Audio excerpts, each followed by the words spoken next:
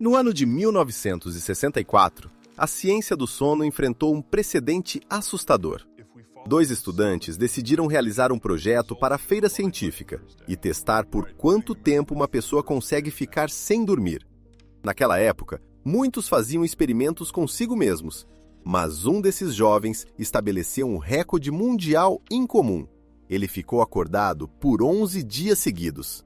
264 horas de vigília contínua e pura. E isso não é brincadeira. Não se trata apenas de um cansaço intenso que faz os olhos se fecharem. No 4º dia, o jovem de 17 anos, Randy Gardner, começou a ter alucinações. Confundia uma placa de trânsito com uma pessoa. No 6º dia, perdeu o controle dos próprios músculos. O experimento foi tão extremo que o livro dos recordes Guinness proibiu para sempre o registro de feitos desse tipo, para que ninguém mais tentasse repetir essa experiência insana. Uma pessoa saudável pode levantar da cama, entrar no carro, ir até a casa de um estranho, cometer um assassinato e ser completamente absolvida pelo tribunal, apenas porque seu cérebro estava dormindo naquele momento.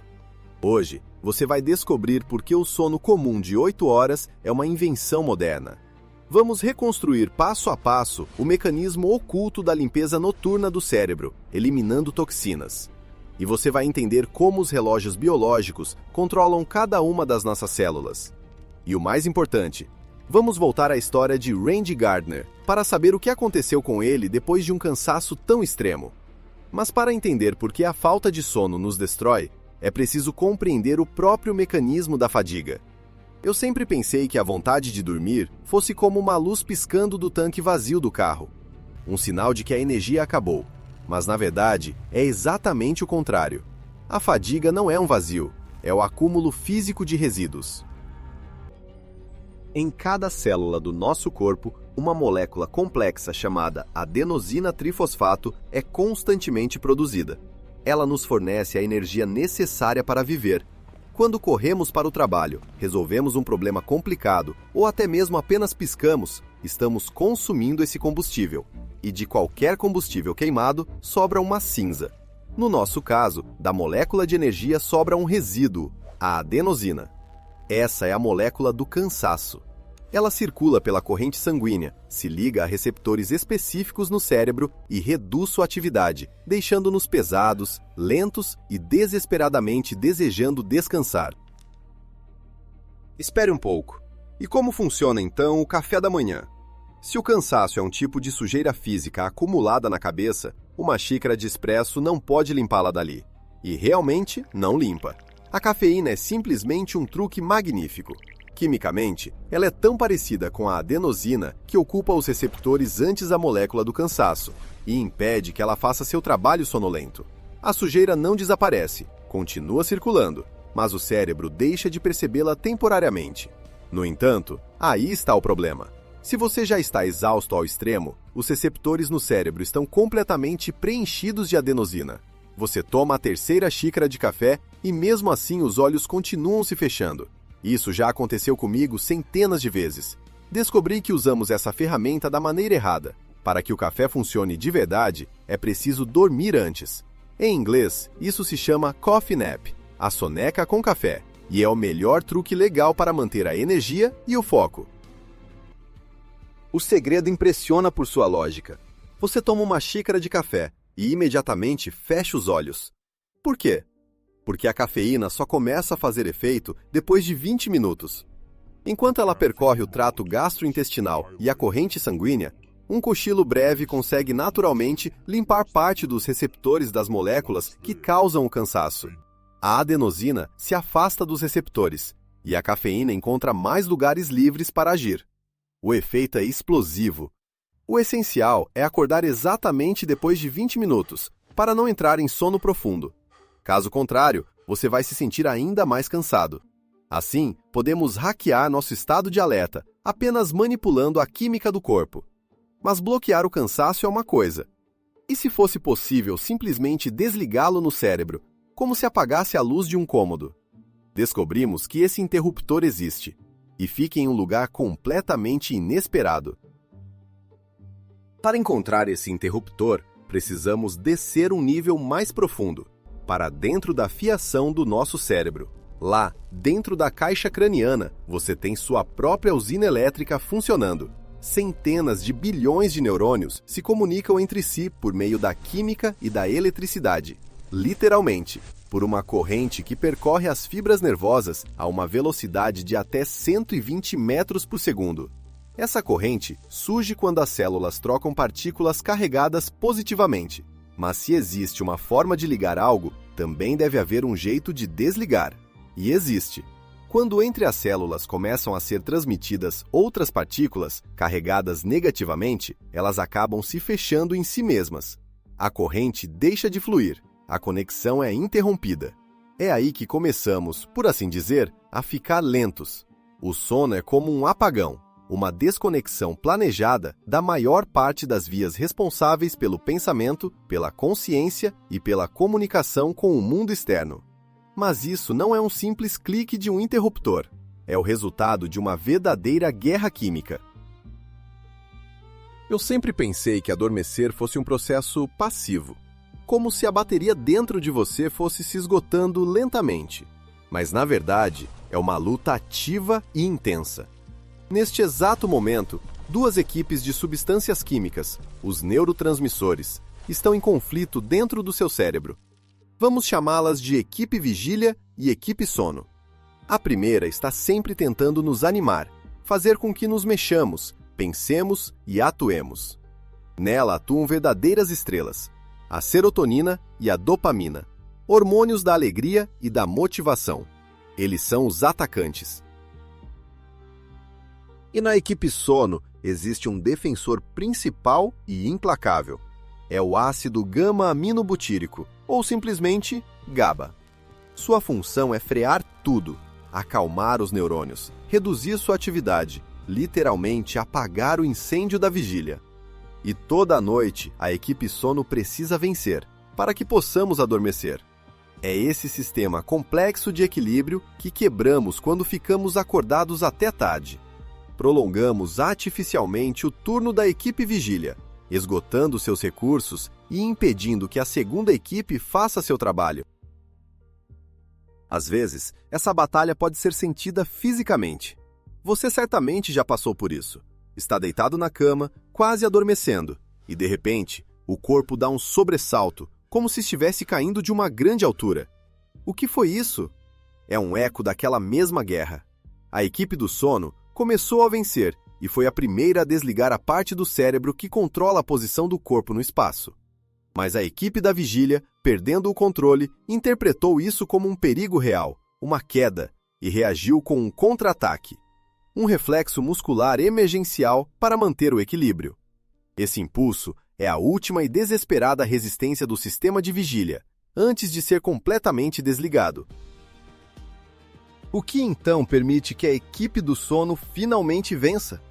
Descobre-se que a simples fadiga, o acúmulo de adenosina, não é suficiente. Para que os portões do sono se abram, é preciso girar duas chaves ao mesmo tempo, como no lançamento de um míssil nuclear. A primeira chave é a pressão da fadiga, que já mencionamos.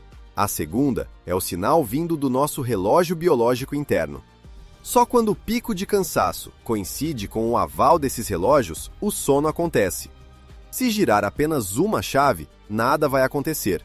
Você vai ficar jogado, exausto, mas não conseguirá dormir. E é aqui que chegamos ao ponto mais importante. Onde ficam esses relógios? Em dois pontinhos minúsculos dentro da sua cabeça. O primeiro é um aglomerado de 20.000 neurônios, logo acima da junção dos nervos ópticos. O segundo, que é o fundamental, está escondido um pouco mais fundo.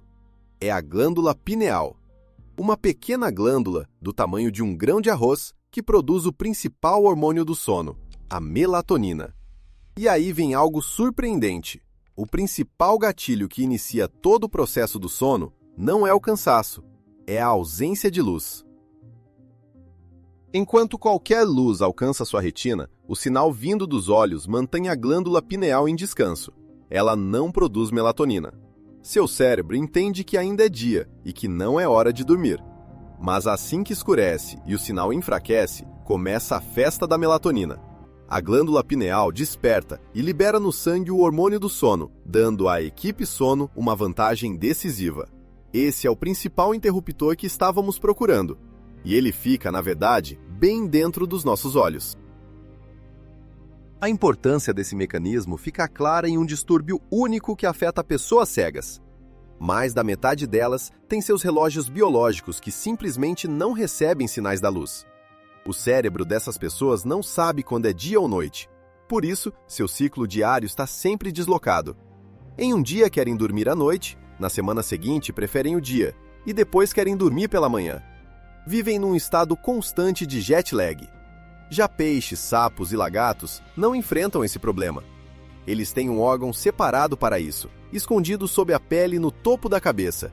Um verdadeiro terceiro olho, que reage à alternância entre dia e noite, mesmo quando os olhos normais estão fechados. Assim, nosso cérebro tem um relógio central que responde à luz. Mas e se eu disser que cada célula do seu corpo também tem seu próprio relógio? E que eles decidem se o doce que você come vira energia ou gordura? E isso não é uma metáfora bonita. Esse relógio existe de verdade. E ele define quem você é. Um madrugador animado, uma coruja produtiva ou um pombo que, na real, não está nem aí. Agora mesmo, preste atenção em si mesmo. Quando você realmente sente sono e quando quer trabalhar. Se você levanta tranquilo às 6 da manhã, mas já começa a cochilar às 10 da noite, você é um madrugador. Se sua energia atinge o auge no fim da noite e as manhãs são uma tortura, você é uma coruja. Agora, se você se adapta facilmente a qualquer rotina, parabéns, você é um pombo. Parece apenas um hábito, uma característica pessoal, mas não é. É biologia, e ela muda com a idade. Os mais evidentes notívagos são os jovens de 19 a 20 anos, especialmente os homens. O pico biológico deles, o meio do sono, ocorre por volta das 5 da manhã. Mas há um fato irrefutável. Não importa se você era coruja ou matutino quando jovem, na velhice, você inevitavelmente se tornará um madrugador. Depois dos 50 anos, nossos relógios internos começam a acelerar e todos passamos a acordar mais cedo. Então, se seus pais ou avós te acordam às 7 da manhã no domingo, não é por maldade. O corpo deles simplesmente não funciona de outra forma. Mas o mais estranho é o seguinte: seu cronotipo não é apenas uma configuração na sua mente. Ele está literalmente embutido em cada célula do seu corpo. Dentro de cada célula existem pequenos relógios do tamanho de apenas alguns genes. Eles funcionam de forma extremamente simples e brilhante. 2 genes ativam a produção de 2 proteínas. Essas proteínas se acumulam e, quando estão em quantidade suficiente, voltam para desligar os próprios genes que as criaram. A produção para. O nível de proteínas cai. Os genes são ativados novamente. Esse ciclo se completa exatamente em 24 horas. Isso não é teoria. Cientistas pegaram células da pele humana, colocaram-nas em uma solução nutritiva e observaram. Sabe o que aconteceu? Elas continuaram vivendo conforme seu próprio ritmo. Elas acendiam e apagavam segundo o seu ritmo interno, mesmo estando há muito tempo desconectadas do cérebro e dos sinais de luz. Cada célula do seu corpo tem seu próprio calendário, e quando esse calendário se desregula, começam os problemas. Vamos voltar ao bolo que mencionamos. Está ali, sobre o prato. São 8 horas da manhã. Você o come. Nesse instante, as células do seu fígado, do pâncreas, de todo o sistema digestivo estão no auge da atividade. Seus relógios internos marcam o horário de trabalho. Elas quebram o açúcar de forma eficiente, transformando-o em energia que será queimada ao longo do dia. O corpo funciona como uma orquestra afinada. Agora, vamos avançar 12 horas. São 8 da noite. No prato, um doce exatamente igual. Mas para os seus órgãos internos, já é madrugada profunda. O fígado encerrou seu turno. As células se preparam para descansar e se limpar. De repente, uma dose de açúcar invade o sistema. Não há quem a queime. Todos já foram para casa. Então, o corpo escolhe o caminho mais simples: enviar esse açúcar para o estoque. para as células de gordura. Duas ações idênticas e um resultado completamente diferente. Tudo depende do tempo.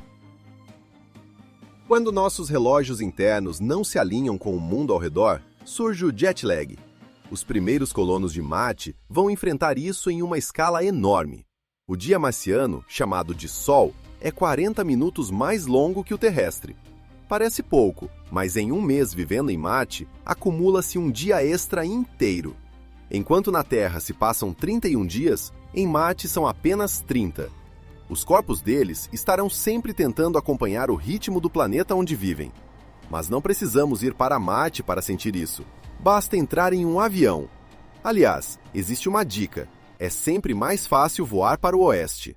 Quando voamos para o oeste, o dia se prolonga e o corpo suporta melhor algumas horas a mais acordado do que forçar o sono mais cedo, como acontece nos voos para o leste.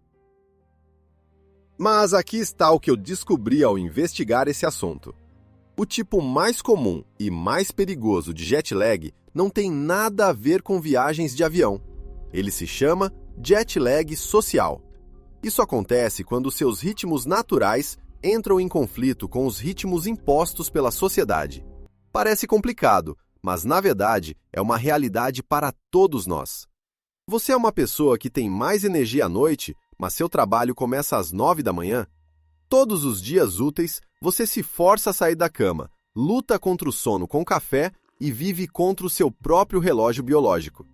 Então chegam os finais de semana e você tenta recuperar o sono, acordando só às 11 ou meio-dia.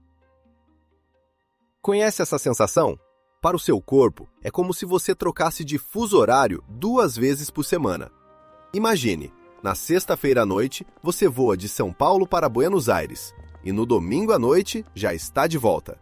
E isso se repete toda semana. Não é apenas um incômodo. Trata-se de uma forma crônica de privação de sono. Toda segunda-feira, seu corpo sofre um choque, tentando se ajustar novamente à rotina de trabalho. Esse desequilíbrio constante desgasta o organismo, aumentando o risco de diabetes, obesidade e doenças cardíacas. Nós mesmos, com as próprias mãos, destruímos um mecanismo ancestral que levou milhões de anos para se aperfeiçoar. Para algumas pessoas que sofrem de depressão sazonal no inverno, causada pela falta de luz, os médicos até recomendam a terapia com luz. Ficar por meia hora diante de uma lâmpada especial com intensidade de 10.000 lux, para enganar o relógio biológico interno. E aqui surge uma pergunta. Por que a evolução criou essas dificuldades? Para que servem as corujas se o mundo parece feito para os pássaros madrugadores? Por que não podemos ser todos iguais? A evolução nos fez diferentes por um motivo. Acontece que se você não consegue dormir antes das 3 da manhã, isso poderia ter salvado sua tribo da extinção na antiguidade, assim como ainda acontece com a tribo Hadza. Essa diferença nos cronotipos não é um erro da natureza, nem um acaso. É um mecanismo ancestral de sobrevivência que os cientistas chamam de hipótese do relógio. A ideia é simples. A evolução desencontrou intencionalmente nossos relógios internos, para que em qualquer momento alguém do grupo estivesse acordado. Enquanto os matutinos dormem, os vespertinos estão de guarda. Quando os vespertinos finalmente adormecem, os matutinos já estão despertando. Assim, o grupo humano se torna um organismo único e vigilante, quase impossível de ser surpreendido. Parece uma teoria elegante, mas ela tem uma prova impressionante na vida real. Na Tanzânia, vive a tribo Hadza, uma das últimas no planeta que ainda sobrevive graças à caça e à coleta, com quase nenhum contato com a civilização. Cientistas foram até eles para testar a hipótese do vigia. Eles não se limitaram a observar. Distribuíram pequenos dispositivos, parecidos com relógios inteligentes, que monitoraram os ciclos de sono e vigília dos membros da tribo durante 20 dias seguidos. Os resultados foram surpreendentes. Em quase 500 horas de observação, houve apenas um pequeno intervalo em que todos dormiam ao mesmo tempo. Esse período durou apenas 18 minutos. 18 minutos em 3 semanas. Durante todo o restante do tempo, pelo menos uma pessoa, e muitas vezes várias, permanecia acordada. A tribo nunca esteve desprotegida. E foi aí que pensei ter encontrado a resposta. que nossos antigos padrões de sono simplesmente não se encaixam no mundo moderno. Mas ao investigar mais fundo, percebi que estava enganado. Na verdade, tudo é muito, muito mais estranho. Descobri que há apenas 400 anos, as pessoas dormiam de um jeito completamente diferente. E o nosso sagrado sono de 8 horas é uma invenção recente, que talvez tenha nos tornado mais fracos. Vamos voltar no tempo, para a Europa do século XVII. É noite. Você jantou à luz de velas ou da lareira, e já às 8h30 da noite, vai para a cama. Não porque está cansado, mas porque lá fora é uma escuridão total, e não há absolutamente nada a fazer. Você dorme por algumas horas, mas por volta das 2 ou 3 da madrugada, acorda. E isso não é insônia, é algo normal. Esse período de vigília no meio da noite, que durava 1 ou 2 horas, era chamado de vigília. As pessoas não ficavam deitadas na cama contando carneirinhos. Elas levantavam, acendiam o fogo, liam, rezavam, conversavam com a família, visitavam os vizinhos ou faziam amor. Documentos históricos e até a literatura da época estão cheios de menções a essa pausa entre o primeiro e o segundo sono. Era um momento do dia tão comum quanto para nós é a manhã ou a noite. E algumas horas depois, todos voltavam a dormir, até o amanhecer. Então, por que paramos de fazer isso? Por que esquecemos como dormir 2 vezes por noite? A resposta é surpreendentemente simples. A luz apareceu. Primeiro, as lâmpadas a gás nas ruas. Depois, a iluminação elétrica nas casas. A noite deixou de ser sinônimo de inatividade. A vida social passou para horários mais tarde. As pessoas começaram a dormir não às 8 da noite, mas às 10, às 11, à meia-noite. E o primeiro sono foi invadindo o segundo, até que se fundiram em um único bloco de 8 horas. Esse processo foi acelerado também pelo café. Até o fim do século XVII, os principais locais públicos eram as tavernas, onde se servia álcool, que, como sabemos, tende a ajudar no sono. Mas depois surgiram as casas de café, que viraram centros da vida comercial e intelectual, funcionando até tarde da noite e mantendo os visitantes alertas. Esse novo padrão de sono contínuo de 8 horas se tornou o modelo industrial. Conveniente para fábricas e escritórios, mas para a nossa biologia virou um verdadeiro desafio. Antes você tinha 2 chances de dormir bem. Se o primeiro sono fosse agitado, podia compensar no segundo. Hoje, só temos uma oportunidade. Um único período de 8 horas para acomodar todos os processos vitais. Qualquer falha, qualquer despertar no meio da noite e todo o sistema desmorona. Comprimimos nosso sono, tornando-o mais denso e eficiente, mas também extremamente frágil. Ficamos mais vulneráveis às consequências até de uma única noite ruim. E a aposta nesse jogo noturno é enorme. Porque o que acontece dentro dessas 8 horas não é apenas descanso. Todas as noites, dentro desse ritmo apertado, o cérebro cumpre uma tarefa essencial. Ele literalmente se lava, removendo toxinas que provocam a doença de Alzheimer. Para nós, adormecer parece uma queda brusca na escuridão. Um estalo, e a consciência se apaga. Mas se pudéssemos observar nosso cérebro de fora, com sensores conectados, veríamos que não é uma queda nenhuma. É uma descida calma, quase cerimonial, por uma escada que leva às profundezas do inconsciente.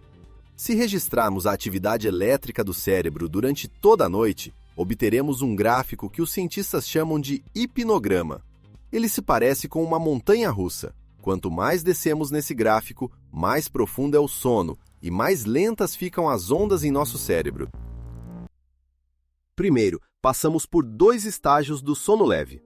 Nesse estado, é fácil acordar com qualquer barulho, sem se sentir cansado. Mas então, o cérebro dá um passo decisivo e mergulha até o fundo, no sono profundo. Essa fase do mergulho é chamada de sono lento. É aí que o despertador vira seu pior inimigo. Se ele tocar enquanto você estiver nessa profundidade, você não vai acordar, vai emergir lentamente e ficará preso numa condição conhecida como inércia do sono, ou mais precisamente, intoxicação do sono. É quando você já não está dormindo de verdade, mas também não está desperto, sem conseguir entender quem é, onde está e por que esse retângulo barulhento parece te odiar tanto. Mas o mais estranho acontece depois. Depois de estar no fundo, o cérebro não fica lá até amanhã. Ele dispara rapidamente. A atividade elétrica sobe ao nível da vigília e começa um tipo completamente diferente de sono, o sono REM. É nessa fase que temos os sonhos mais vívidos, estranhos e inesquecíveis.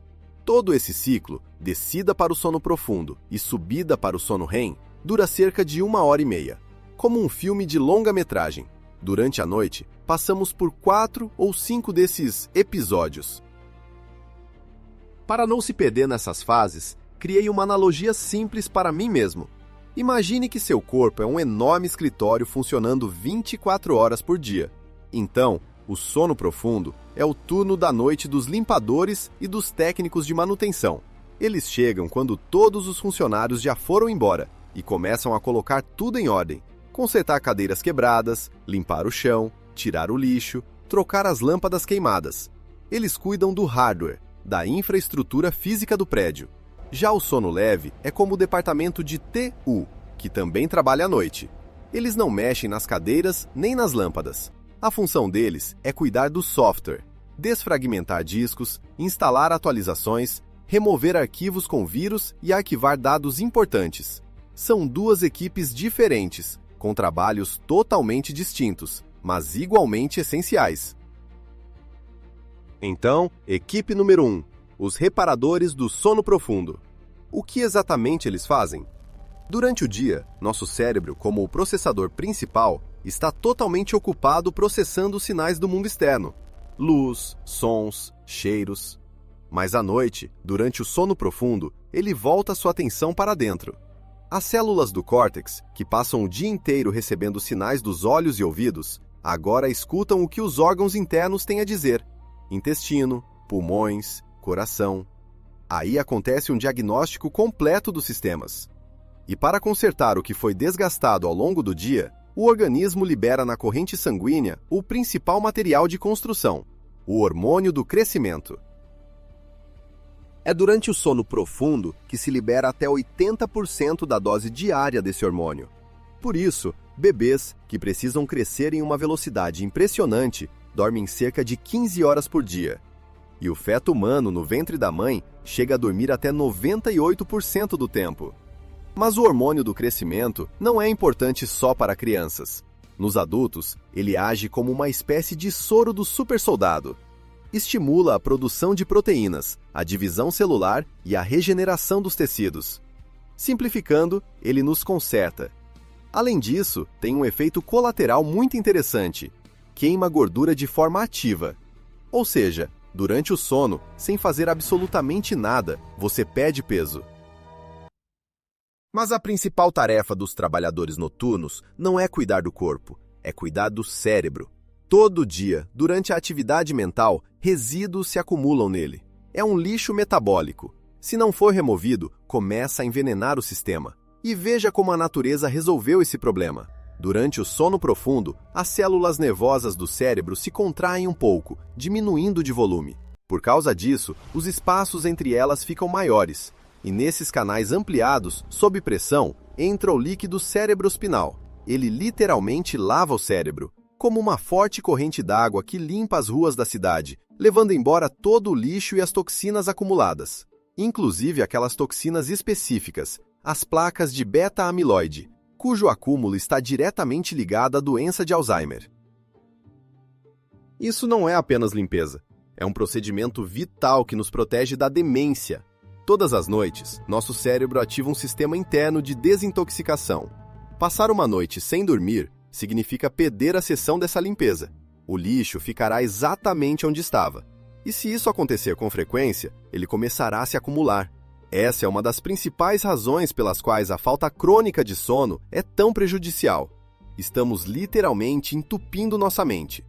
Certo, já entendemos o papel dos reparadores. Eles consertam o corpo e limpam o cérebro. Agora entra em cena o departamento de tecnologia, o sono rápido. Se o sono lento organiza tudo no nível físico, O que faz o sono rápido? Ele coloca a ordem no nível mental. Separa toda a informação coletada ao longo do dia entre o que é importante e o que é desnecessário. Durante o dia, nossa cabeça recebe gigabytes de dados. Rostos, conversas, textos lidos, imagens vistas. Se o cérebro guardasse tudo, ele estaria sobrecarregado em poucas semanas. Por isso, todas as noites ele faz uma revisão. Durante a fase do sono REM, o cérebro verifica quais conexões neurais, ou seja, quais memórias e habilidades você usou com frequência e quais apenas ocupam espaço. As conexões fracas, pouco utilizadas, são eliminadas, apagando informações desnecessárias. Já as conexões fortes, ao contrário, são fortalecidas e armazenadas na memória de longo prazo. Por isso, quando você aprende algo novo, seja um idioma estrangeiro ou a dirigir um carro, o sono não é perda de tempo, mas uma parte fundamental do processo de aprendizado. É durante o sono que a nova informação é consolidada na sua memória. E é justamente por isso que, com o amanhecer, as fases do sono REM se tornam mais longas, para processar o máximo possível de dados. Mas isso ainda não é tudo.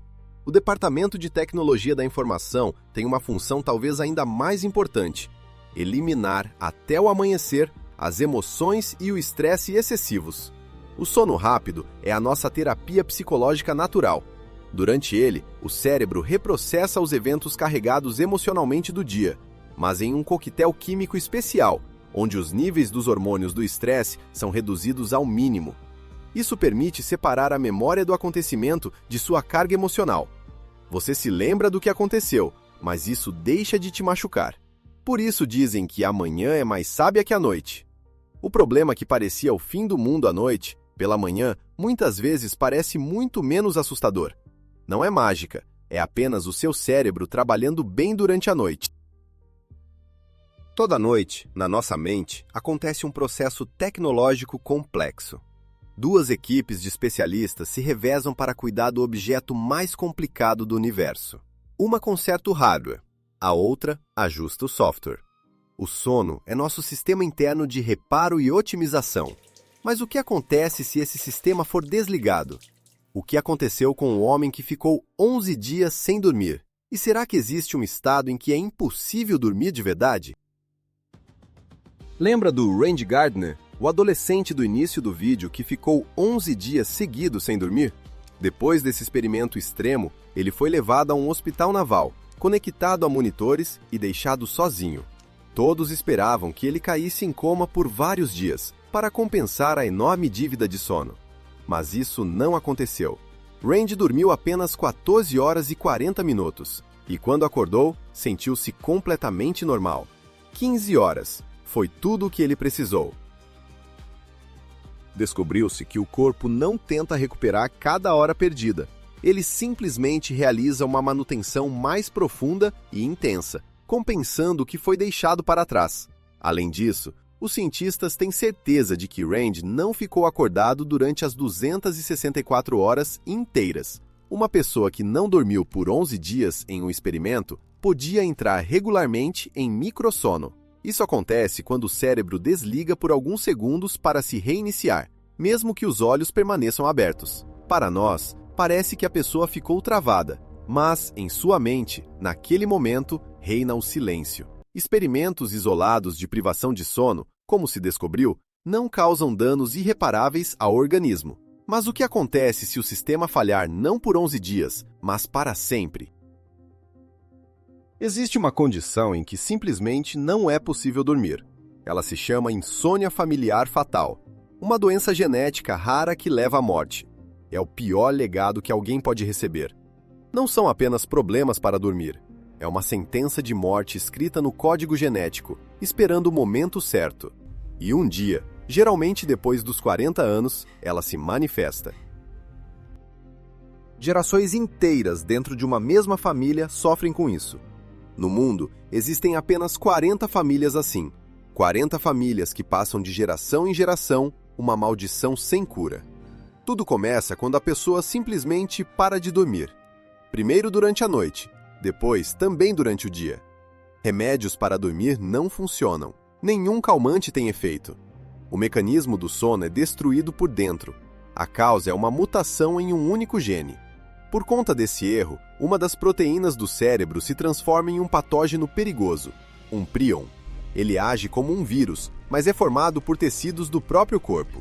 Esse prion inicia uma reação em cadeia, transformando proteínas saudáveis em cópias defeituosas de si mesmo.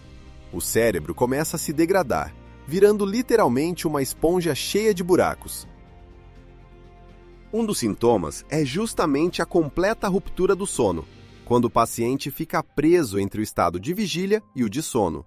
Ele não consegue adormecer, mas também não é capaz de permanecer acordado normalmente. Começa a ter alucinações, perde a memória e não consegue andar. No fim, morre. Mas não diretamente pela falta de sono, e sim pela destruição do cérebro. A ausência de sono é apenas um dos sinais externos de que o processador principal está se destruindo por dentro.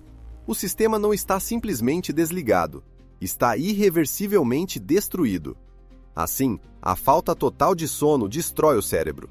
Mas mesmo aqueles que dormem normalmente apresentam comportamentos muito estranhos no cérebro.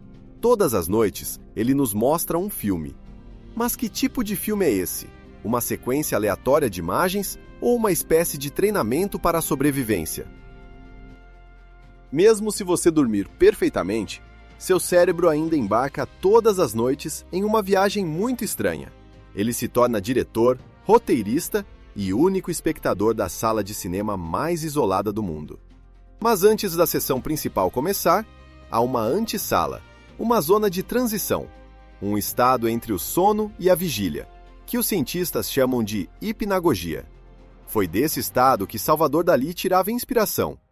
O artista se sentava em uma cadeira, colocava um prato de metal no chão e adormecia segurando uma chave pesada na mão. Assim que seu corpo relaxava completamente, seu aperto ficava mais fraco e a chave caía com um baque no prato.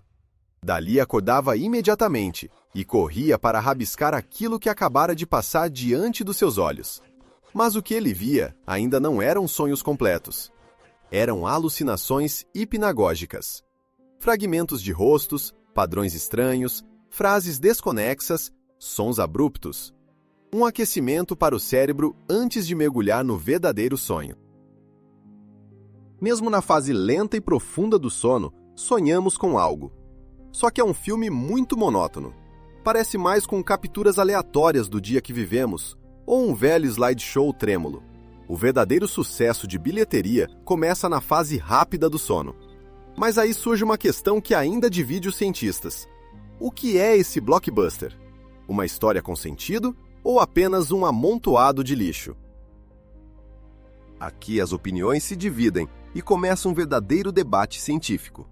A primeira teoria é chamada de teoria da ativação síntese, mas eu prefiro chamá-la de teoria do cinema de quinta categoria. Segundo ela, os sonhos são um efeito colateral da limpeza noturna do cérebro. Lembra que falamos que o cérebro se limpa sozinho à noite? Durante essa limpeza, ele corta conexões neurais desnecessárias, e esse processo gera flashes elétricos aleatórios em várias áreas. E nossa consciência, que tenta desesperadamente encontrar sentido em tudo, inventa uma história a partir desse barulho. Um sonho onde você voa em um crocodilo roxo sobre o escritório, de acordo com essa teoria, é apenas um conto que o cérebro cria para si mesmo, para explicar por que, ao mesmo tempo, foram ativadas regiões ligadas ao voo, cor, medo e lembranças de prazos. Os sonhos são simplesmente um lixo bonito. Mas espere, se isso é lixo, por que tantos sonhos são pesadelos? Por que repetidas vezes falhamos em exames, fugimos de perseguidores ou caímos de grandes alturas? Isso é estranho. E o sentido desses sonhos é melhor explicado por outra teoria concorrente, a teoria da simulação de ameaças. Ela afirma que o cérebro, de forma totalmente consciente, cria pesadelos e situações desagradáveis durante o sono, para nos preparar para perigos reais. É como um treino de pilotos em um simulador de voo. O cérebro nos coloca diante de vários tipos de risco, em um ambiente completamente seguro, para que na vida real nossas reações sejam automáticas e precisas. E o mais importante, é esse treino evolutivo que perdemos quando sacrificamos o sono. A privação crônica do sono não é apenas cansaço, é a renúncia ao treinamento diário para a sobrevivência. Este cinema noturno está aberto a todos. Até os animais sonham. Durante o sono REM, os gatos podem arquear as costas e quiar. Já os polvos são verdadeiras telas ambulantes. Eles exibem nos corpos o que estão sonhando. Mudam a cor e a textura da pele, imitando o ambiente dentro do próprio sonho. Mesmo os cegos têm imagens visuais nos sonhos. Se perderam a visão depois dos 5 anos, o cérebro ainda lembra como são os objetos. E aqueles que nasceram cegos também sonham, mas seus sonhos são formados por sons, cheiros e sensações táteis. Apenas uma minoria no planeta é fisicamente incapaz de sonhar. Sofrem da rara síndrome de Charcot-Wilbrand, causada por uma lesão em uma pequena região do cérebro, o giro lingual. Pesquisadores descobriram que essa área é responsável por registrar emoções e imagens visuais durante o sonho. E aqui surge a pergunta mais comum. Se todo mundo sonha, por que eu nunca me lembro dos meus sonhos? Eu também já passei por isso. A gente pensa que simplesmente ficou no escuro por 8 horas. Mas não é assim. Você com certeza sonha, só não consegue recordar. Tudo está na química do cérebro. Durante o sono, o nível de noradrenalina cai drasticamente. Esse é um neurotransmissor que, entre outras funções, cuida da atenção e ajuda a registrar memórias. Um nível baixo de noradrenalina é como apertar o botão de não salvar a noite inteira. O cérebro meio que diz: isso não é real, não precisa guardar na memória principal. Por isso, o sonho escapa fácil assim que abrimos os olhos. Por isso, os sonhos são tão difíceis de estudar, e ainda mais de interpretar. Os cientistas modernos que estudam o sono não têm o dicionário universal de sonhos. Isso porque o conteúdo dos sonhos é extremamente pessoal e depende de onde e como você vive. Pesquisadores sociais descobriram que os moradores da região de Chelyabinsk costumam sonhar com meteoritos e chuvas de estrelas. No Extremo Oriente, aparecem ursos, tigres e tsunamis. Perto do rio Volga, o tema são os lagostins. E em Moscou, o metrô. Os sonhos refletem o espelho da nossa realidade. Embora existam histórias comuns a todas as pessoas, queda, perseguição, atraso para um compromisso importante, esses parecem ser nossos medos básicos, universais.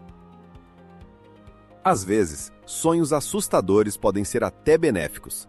Existe uma categoria inteira de sonhos que aparecem durante doenças. Eles surgem antes de percebermos que estamos doentes, quando o corpo já envia sinais fracos de alerta ao cérebro. A pessoa pode sonhar que está sendo sufocada, e poucos dias depois surgirão os primeiros sintomas de asma. Ou sonhar que anda sobre brasas, enquanto, na realidade, começa uma inflamação nas pernas. Isso não é mistério, é diagnóstico precoce. Mas e os sonhos premonitórios? Aqueles casos em que alguém sonha com um desastre aéreo, desiste da viagem e o avião realmente cai. Ou quando sonha com os números sorteados na loteria. Não há magia nisso. Sonho premonitório é um tipo de viés do sobrevivente. Um único acerto muito sortudo em meio a milhares de previsões que não deram certo, que simplesmente não notamos e esquecemos. Todas as noites, bilhões de pessoas no planeta têm trilhões de sonhos com os mais variados enredos. Estatisticamente, é inevitável que um desses sonhos acabe coincidentemente se realizando. Nós lembramos desse caso incrível, mas nunca pensamos nas vezes em que o sonho não se concretizou. É como atirar com uma arma de olhos fechados. Você erra 999 vezes, mas no milésimo acerta o alvo. E é exatamente esse disparo que entra para a história. Os sonhos são um reflexo da nossa vida, dos nossos medos e até das nossas doenças. Normalmente, somos apenas espectadores passivos nesse teatro. Mas e se pudéssemos subir ao palco e nos tornar os diretores do nosso próprio sonho? Essa ideia parece ficção científica. Não apenas assistir aos sonhos, mas se tornar seu mestre. No meio de uma trama estranha, de repente perceber: espere, eu estou dormindo. E nesse instante, tudo muda. Você deixa de ser vítima do pesadelo, passa a ser seu diretor. Quer voar? Pode sim. Quer conversar com alguém do passado? Fácil. Isso é chamado de sonho lúcido. Um estado em que, durante o sono, áreas do cérebro responsáveis pela consciência, memória e planejamento são ativadas. Conseguir isso não é fácil. Existem métodos específicos para isso. Por exemplo, perguntar a si mesmo durante o dia: será que estou dormindo? A ideia é que esse hábito migre para o sonho. Em algum momento, você fará essa pergunta, olhará para suas mãos, verá que tem 7 dedos e entenderá: é isso. Já aconteceu com você de sonhar que acordou, começou seu dia e então percebe algum detalhe absurdo? O relógio andando para trás ou o céu roxo lá fora? Isso é um falso despertar, o primeiro passo para a consciência no sonho. Durante muito tempo, tudo isso foi considerado esoterismo, mas os cientistas conseguiram provar que é real. Pesquisadores criaram um método para enviar sinais simples aos que estão dormindo. De 36 voluntários, 6 conseguiram perceber que estavam sonhando e responderam com sinais, mexendo os músculos. Eles literalmente se comunicavam com os cientistas a partir do mundo dos sonhos. Esse é o auge do controle. Mas e se o pêndulo balançar para o outro lado? E se o principal fusível que nos protege toda noite falhar? Quando sonhamos na fase REM, nosso cérebro paralisa completamente o corpo. Isso acontece para que não atuemos nossos sonhos na vida real. Mas às vezes, esse mecanismo falha. No distúrbio do comportamento do sono REM, a conexão entre o cérebro e os músculos não é interrompida. Então, a pessoa começa a viver fisicamente o sonho. Se sonha que está lutando, vai balançar os punhos na cama. Se foge de um monstro, pode se levantar e correr direto contra a parede. Mas existe outra falha, ainda mais comum: o sonambulismo, ou andar dormindo. Nesse caso, é o contrário. O cérebro desperta não na fase REM, mas sim na fase profunda, lenta, e não desperta completamente. A consciência, a personalidade, a memória, tudo isso permanece em sono profundo. Mas os centros motores, a parte que controla a caminhada, a fala e ações complexas, são ativados. A pessoa se levanta e caminha. E aí não é mais um simples espectador no teatro dos sonhos. É um ator sem roteiro e sem diretor. No dia 23 de maio de 1987, Kenneth Parks, um canadense de 23 anos, foi dormir no sofá. Ele estava desesperado. Havia sido demitido, acumulado uma enorme dívida por causa do vício em jogos de azar, e não sabia como contar isso para a esposa. Ele adormeceu. A sequência dos fatos que se seguiu ainda é objeto de estudo para advogados e especialistas em sono ao redor do mundo. Parks acordou na casa dos pais da esposa, com as mãos ensanguentadas. Ele não lembrava de ter saído de casa, de ter dirigido cerca de 20 quilômetros e de ter atacado a sogra com uma chave de fenda e uma faca. Também feriu gravemente o sogro, que felizmente sobreviveu. Percebendo a gravidade do que havia feito, Parks foi até a delegacia e confessou: "Acho que eu matei alguém." A polícia não acreditou nele. A história parecia absurda demais. Mas as provas confirmaram tudo, até o menor detalhe. O julgamento começou. A defesa de Parks apresentou uma versão inacreditável. Ele teria cometido tudo isso enquanto estava em sono profundo. Levantou-se, vestiu-se, desceu até a garagem, ligou o carro, dirigiu 20 quilômetros pela cidade, encontrou a chave reserva, abriu a porta, pegou uma alavanca no porta-malas e cometeu o assassinato, sem despertar. Parece uma desculpa ruim, mas especialistas em sono, ao analisarem as ondas cerebrais de Parks, confirmaram: ele sofria de um caso grave de sonambulismo, agravado pelo estresse. Seu cérebro realmente podia ordenar ao corpo que realizasse tarefas complexas, enquanto a consciência estava completamente desligada. Ele não planejou o assassinato, nem mesmo estava com raiva da sogra. Eles tinham uma relação excelente.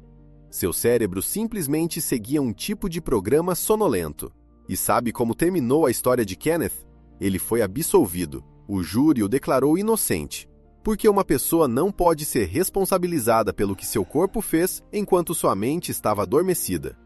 Esse caso criou um precedente, e hoje a lei, pelo menos no Ocidente, frequentemente considera distúrbios do sono como circunstância atenuante. O caso de Parks é um extremo, mas existem outras falhas no sistema, não menos estranhas. Há, por exemplo, a sexsômnia, quando a pessoa se torna sexualmente ativa durante o sono e não lembra de nada pela manhã. Ou a narcolepsia, uma doença que faz com que as pessoas possam dormir até 10 horas à noite, algumas horas durante o dia, e mesmo assim sentirem um sono insuportável nos intervalos. Uma forma especialmente perigosa é a que inclui cataplexia. Nela, qualquer emoção intensa, riso, raiva, surpresa, faz com que o tônus muscular caia instantaneamente. A pessoa simplesmente desaba, como se fosse cortada pela raiz, caindo em sono rápido no meio da rua. Existe uma experiência que talvez você já tenha vivido: o paralisia do sono. É uma zona limítrofe entre o sono e a vigília. O cérebro começa a despertar, mas o mecanismo que paralisa o corpo ainda não foi desativado. Você está deitado, consciente de tudo, mas não consegue mexer nem a mão, nem o pé, nem mesmo emitir um som. Isso por si só já é assustador, mas o cérebro ainda adiciona alucinações. As pessoas se sentem presas, entram em pânico e podem perceber a presença de alguém próximo, uma sombra, uma silhueta ameaçadora, ou até mesmo um monstro sentado no seu peito. Isso não é mistério. Trata-se apenas de um desencontro no funcionamento cerebral, mas que deu origem a lendas sobre demônios e fantasmas em todo o mundo. Todas essas histórias soam assustadoras. Parece que nosso cérebro é um mecanismo instável, que pode nos trair a qualquer momento. Primeiro, ele oferece a ilusão de controle total. Depois, quando relaxamos, tira o volante das nossas mãos e joga o carro para fora da estrada. Mas isso tudo são anomalias.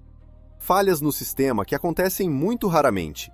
Em condições normais, nosso sono é um processo perfeitamente ajustado de restauração e proteção. A boa notícia é que podemos ajudar nosso sistema de sono. Desde o bloqueio adequado da luz até cobertores mais pesados, aqui está um guia para recuperar suas noites. Então, já enfrentamos pesadelos, recordes e até assassinatos durante o sono. Agora, como prometido, aqui está um guia prático. Um checklist simples para transformar seu quarto em um verdadeiro centro de recuperação. Vamos começar pela física. A temperatura ideal no ambiente deve ficar entre 18 e 25 graus. A umidade, por sua vez, deve estar em torno de 55%. Agora, uma dica surpreendente: durma usando meias.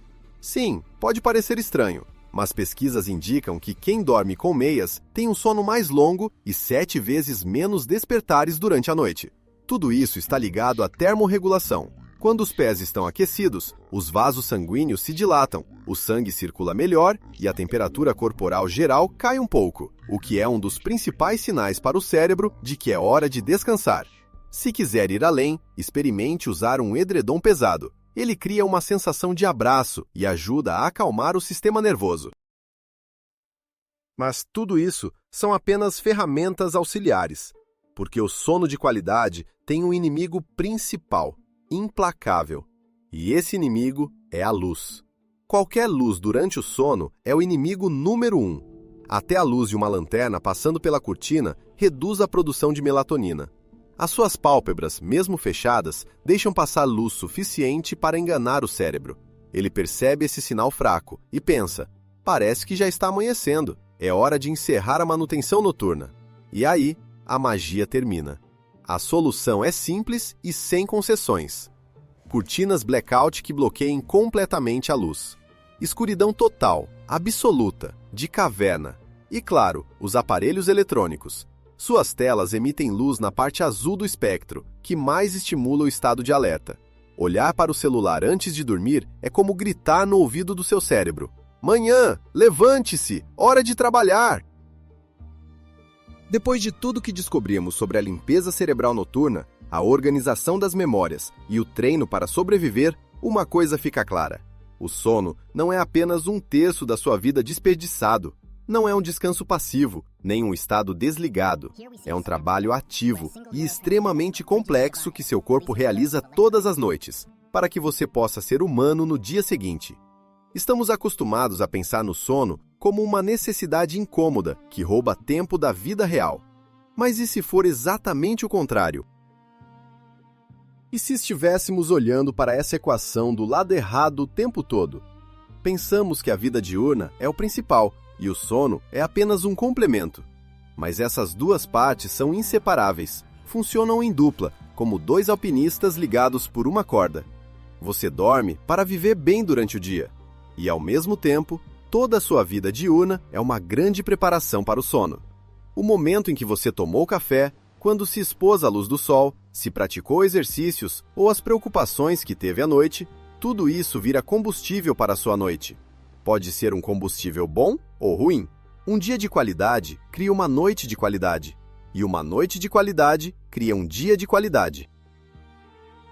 Esse é o segredo principal. O sono não é uma pausa, é a base. E a propósito, falando em bases, Randy Gardner, aquele estudante que ficou 11 dias sem dormir, se recuperou completamente.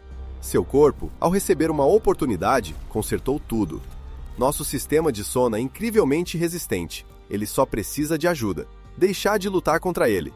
E aí, a noite deixará de ser tempo perdido para se tornar seu maior aliado.